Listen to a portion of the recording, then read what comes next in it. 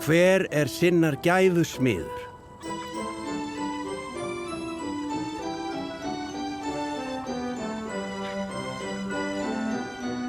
Vestan við Grundarfjörð á Snæfellsnesi bjuggu eitt sinn systkini sem hétu Sveinn og Guðrún.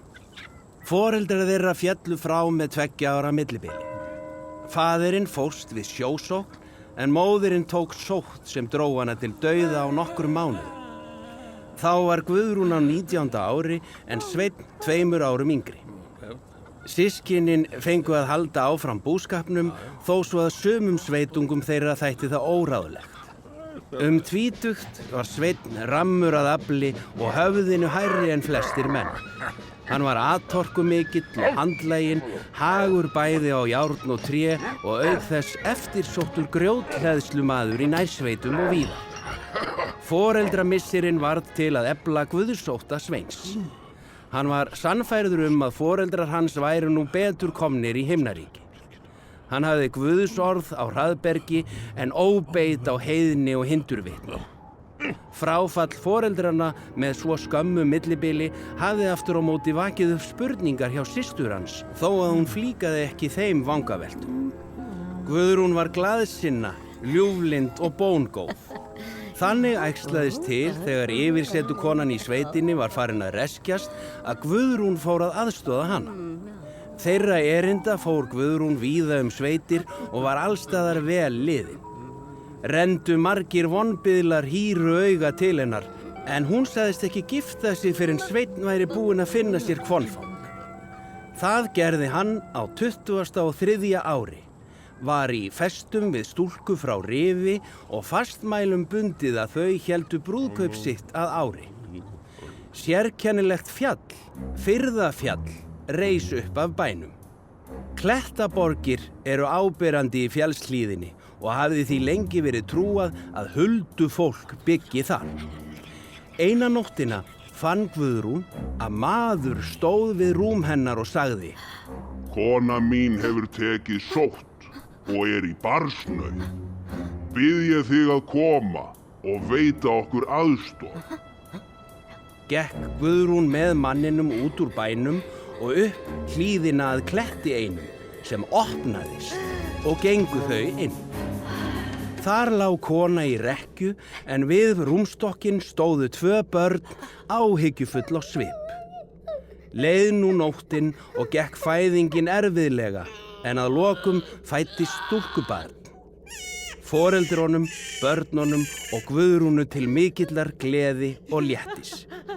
Þegar konan hafði jafnað sig nokkuð eftir fæðinguna, fékk hún barnið, hélt því að brjósti sér og sagði: Þakka þér fyrir, Guðrún.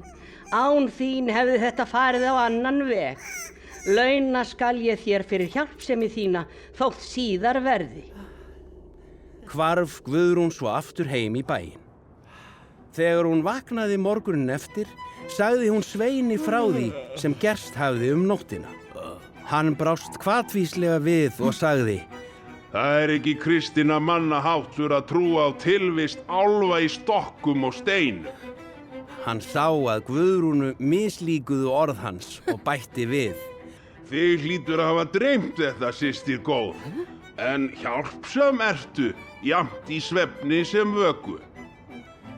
Sveinn var stórhuga og vildi byggja kirkju á jörðinni og gifta sig þar. Skapa jafnframt betri aðstæður fyrir trúrækni og bætt mannlíf í sveitinni.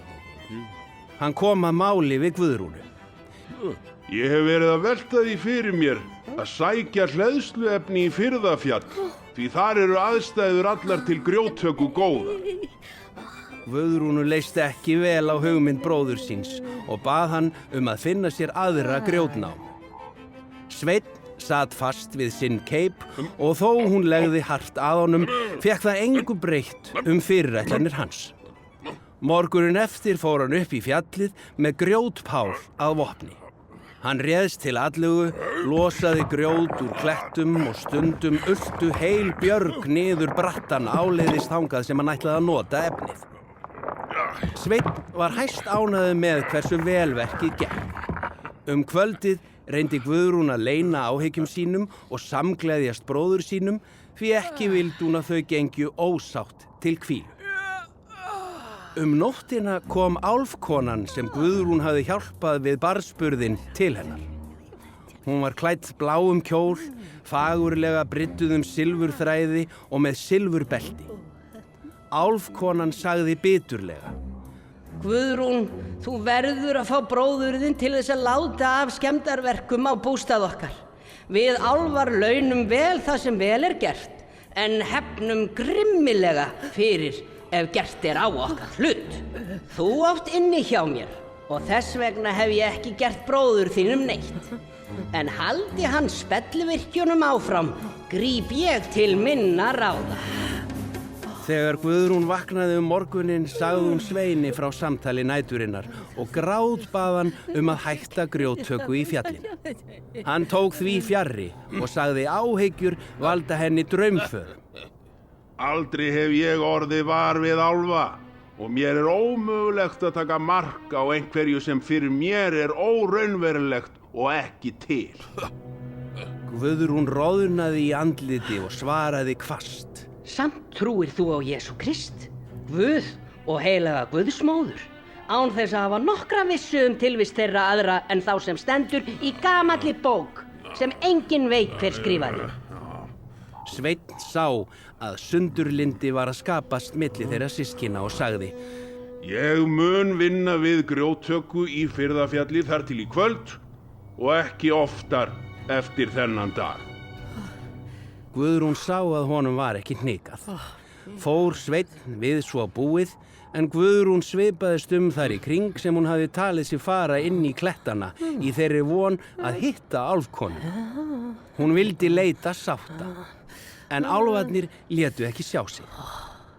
Sveinn gekk til verks af heldur minni krafti en daginn áður. Hann var hugsi yfir viðbrögðum systur sinna. Svona hafði hún aldrei svarað honum. Hann settist niður og þegar hann leit upp úr þöngum sínum sá hann að rétt ofar á klettabrúninni stóð bláklædd kona með silfurbelti sig miðja. Þetta var glæsileg kona, en reiðileg á svipinn. Hann áttaði sig á því að þar væri álfkonan komin sem varað hafði systur hans við. Hann stóð á fætur og hugðist segja henni að hann skyldi hætta við grjóttöku. Áður en hann kom upp orði, rétti hún út hendurnar og sneri þeim í hringi. Hann mátti ekki mæla og tók að snúast eins og snarkringla án þess að geta nokkru það ráðið, hraðar og varð ringlaður en stóð samt alltaf uppi. Umhverfið rann saman og varð að litamynstri. Dökkur klettaveggurinn, grænt grasið, sólbjartur dagurinn, blár og silfursleginn kjóll konunnar. Gekk þetta svona lengi dags.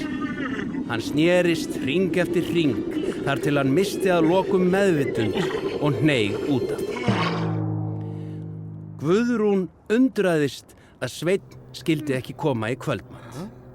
Vaxandi kvíði sótti að henni þegar hún gekk upp fjallslíðina og heyrði engin merki þess að bróðir hennar væri að berja á berginu með grjótpálnum eða ryðja grjótinu niður. Ofan við klettaborgina fann hún bróður sinn liggjandi, meðvitundarlausan. Eftir langa hríð tókst henni að vekja hann og styðja til bæjarins. Hann virtist vankaður og sagði ekki orð, heldur lagðist í rekkju og sofnaði. Gekk þetta svona í marga daga. Sveinn var fálátur, augnaráði flöktandi og hann átti það til að reika í burtu frá bænum. Þegar framliðu stundir þurfti Guðrún sífellt að hafa gætur á honum og varð hann aldrei fullheill, þótt hann gæti sinnt ýmsum léttari búverkum. Lifði Sveinn í 2 áratugi í þessu ástandi. Guðrún fann hann látinn einn dag við grjótruðningin sem hann hafði ýtt úr fjallinu árið. Eftir það bjó Guðrún ein þar til hún var orðin gömul og alltaf því ósjálfbjarga. Þá var henni komið fyrir á öðrum bæ þar sem hún lést í hárri elli. Skiptar skoðanir voru í sveitinu framgöngu álfanna og mikil eftirsjá að Sveini smiði. Þegar Guðrún var spurð hvort hún væri ekki gröm út í álfanna svaraði hún ávallt: Hver sinnar gæfu smiður? Sagan hina fyrirhuguðu kirkjubyggingu lifði í minni manna löngu eftir hennar dag og með tímanum var farið að kalla fjallið sérkennilega Kirkjufell. Svo enn.